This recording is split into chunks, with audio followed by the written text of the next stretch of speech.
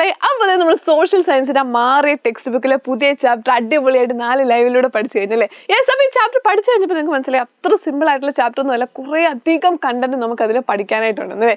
അപ്പോൾ ആകെ മൊത്തത്തിൽ നിങ്ങളൊരു കൺഫ്യൂഷനിലിരിക്കും. അപ്പോൾ ഏറ്റവും സിമ്പിൾ ആയിട്ട് നമുക്ക് എന്ത് ചെയ്യാം, ഈ ചാപ്റ്റർ ഒന്ന് പഠിച്ചു നോക്കിയാലോ. അപ്പോൾ ഇത്രയും വലിയൊരു ചാപ്റ്ററിനെ ഒരൊറ്റ സ്ലൈഡ് ആക്കിയിട്ട് ഏറ്റവും സിമ്പിൾ ആയിട്ട് ഇതിലെ മെയിൻ കണ്ടന്റ് എക്സാമിന് നിങ്ങൾക്ക് എങ്ങനെ ക്വസ്റ്റ്യൻ വരും, എക്സാമിന് എന്ത് പഠിക്കണം എന്ന രീതിയിൽ ഏറ്റവും ഷോർട്ട് ആക്കിയ രീതിയിൽ നമുക്കൊന്ന് പഠിച്ചാലോ. യെസ്, അപ്പോൾ ഇന്നത്തെ വീഡിയോയിൽ നമ്മൾ ചെയ്യാൻ പോകുന്നതാണ് എന്ത് ചെയ്യുന്നുണ്ട്, ഇത്രയും വലിയ ചാപ്റ്ററിനെ നമ്മൾ എന്ത് ചെയ്യുന്നുണ്ട്, ഷോർട്ടാക്കി ഏറ്റവും ഷോർട്ടായ രീതിയിൽ ചാപ്റ്ററിന്റെ മുഴുവൻ കണ്ടന്റ് ഇൻക്ലൂഡ് ചെയ്ത രീതിയിലാണ് നമ്മൾ ഇന്ന് പഠിക്കാനായിട്ട് പോകുന്നത്. യെസ്, അപ്പോൾ നമ്മൾ ഈ ചാപ്റ്ററിൽ എന്താണ് നമ്മൾ കണ്ടത്, ഈ ചാപ്റ്റർ നമ്മൾ മുഗൾ റൂളിനെ കുറിച്ചും കണ്ടു, വിജയനഗര റൂളിനെ കുറിച്ചും കണ്ടു. അപ്പം മെയിൻ ആയിട്ട് എന്തൊക്കെയാണ് ഇതിൽ നമ്മൾ പഠിച്ചു വെക്കേണ്ട കാര്യങ്ങൾ നമുക്ക് നോക്കാം. ആദ്യമേ തന്നെ നമുക്ക് ഫസ്റ്റ് പോയിന്റ് റിലീജിയസ് ടോളറൻസ്, അല്ലെങ്കിൽ എന്ത് പറയും, മതസഹിഷ്ണുത. അതായത് എന്തൊക്കെയായിരുന്നു മതപരമായ മുഗൾ റൂളിന്റെ ആശയങ്ങൾ എന്തായിരുന്നു, അല്ലെങ്കിൽ വിജയനഗര റൂളിൽ അവരെന്തൊക്കെ കാര്യങ്ങളാണ് മുന്നോട്ട് വെച്ചത്. അപ്പൊ നമുക്ക് നോക്കാം എന്ത് ചെയ്യുന്നുണ്ട്, മുഗൾ റൂളിൽ നോക്കുമ്പോൾ അക്ബർ ചക്രവർത്തിയെ കുറിച്ചാണ് മെയിൻ ആയിട്ട് നമ്മൾ പഠിച്ചല്ലേ. അപ്പൊ അദ്ദേഹം എന്ത് ചെയ്യുന്നുണ്ട്, എല്ലാ മതങ്ങളിലെയും നല്ല ആശയങ്ങളെ ഒരുമിച്ച് കൊണ്ടുവന്നു. അതിനെ നമ്മൾ എന്താണ് പറഞ്ഞത്,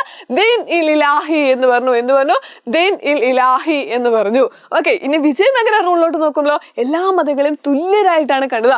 all religions were treated equally by him. എന്ത് ചെയ്യുന്നുണ്ട്, എല്ലാ മതങ്ങളെയും തുല്യരായിട്ടാണ് കണ്ടത്.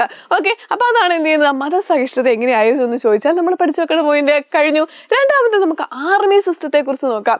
എങ്ങനെയായിരുന്നു ആർമി സിസ്റ്റം? മുഗൾ റൂളിലെ ആർമി സിസ്റ്റത്തെ നമ്മൾ എന്ത് വിളിച്ചു, മാനസബദാരി സിസ്റ്റം എന്ന് വിളിച്ചു അല്ലെ. എന്ത് ചെയ്യുന്നുണ്ട്, ആ മുഗൾ സൈന്യാധിപനെ നമ്മൾ മാനസബ് എന്ന് വിളിക്കുന്നു. അദ്ദേഹത്തിന്റെ നേതൃത്വത്തിലാണ് സൈന്യങ്ങളെ മുഴുവൻ നോക്കിക്കൊണ്ടിരുന്നത്. മാനസബദാരി സിസ്റ്റം എന്ന് വിളിച്ചു.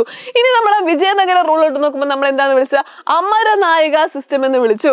എന്താണ്, അമരനായക സംവിധാനം എന്ന് വിളിച്ചു. അപ്പൊ അമര എന്ന് പറഞ്ഞു കഴിഞ്ഞാൽ സ്ഥലത്തെയാണ് അമര എന്ന് പറയുന്നത്, സൈന്യാധിപനെ നായകൻ എന്ന് നമ്മൾ വിളിക്കുന്നു. അപ്പൊ എന്താ, രണ്ടിടത്തും ഒരേ കാര്യമാണ് ചെയ്തത്. രണ്ടിടത്തും സ്ഥലം, ലാൻഡ് അലോട്ട് ചെയ്ത് കൊടുക്കുന്നു, അവിടുന്ന് ടാക്സ് കളക്ട് ചെയ്യുന്നു. ആ ടാക്സ് വെച്ചിട്ടാണ് എന്ത് ചെയ്യുന്നത്, ഈ ആർമീനെ മുഴുവൻ മെയിൻറ്റെയിൻ ചെയ്യുന്നത്. പക്ഷെ ആകെ സിസ്റ്റത്തിന് മാത്രമേ പേരുള്ളൂ.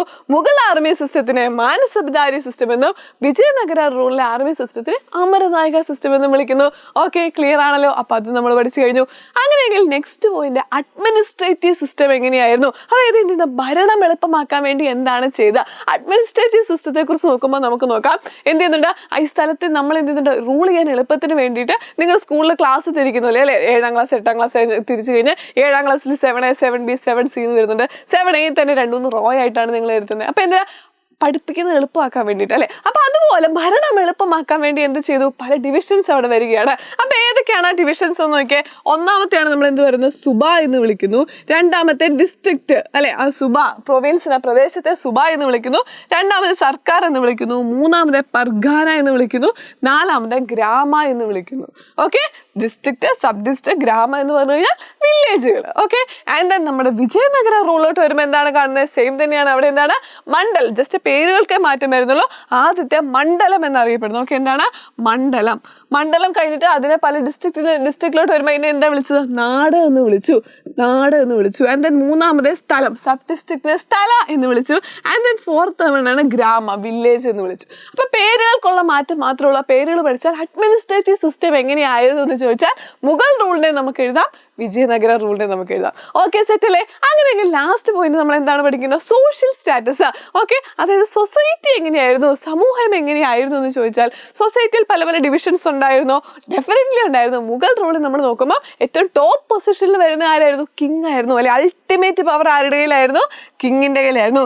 സാധാരണക്കാരായ ആളുകളാണ് ഏറ്റവും ബോട്ടം പൊസിഷനിൽ വരുന്നത്. ആരാണ്, സാധാരണക്കാരാണ് സമൂഹത്തിന്റെ അടിത്തട്ടിൽ വന്നിരുന്നത്. ഏറ്റവും മുകളിലായിരുന്നു, രാജാവായിരുന്നു. ഇനി വിജയനഗര റൂളിലോട്ട് നമ്മൾ എന്താണ് കണ്ടത്, അവിടെ ബ്രാഹ്മൺസ് ആണ് അല്ലെ, ബ്രാഹ്മൺസ് ആണ് ഈ പറയുന്ന റിച്വൽസും റിലീജിയസ് സെറമണീസും ചെയ്തുകൊണ്ടിരുന്നത്. ബ്രാഹ്മണരാണ് ആചാരങ്ങളും മതപരമായ ചടങ്ങുകളും ചെയ്തുകൊണ്ടിരുന്നത്. മറ്റുള്ളവരപ്പം എന്തായിരുന്നു ചെയ്തുകൊണ്ടിരുന്നത്, മറ്റുള്ളവരെന്താ ചെയ്തുകൊണ്ടിരുന്നത്, കൃഷി, വ്യാപാരം, കരകൗശല വസ്തുക്കളുടെ നിർമ്മിതി തുടങ്ങിയ പ്രവർത്തനങ്ങളാണ് അവരേർപ്പെട്ടത്.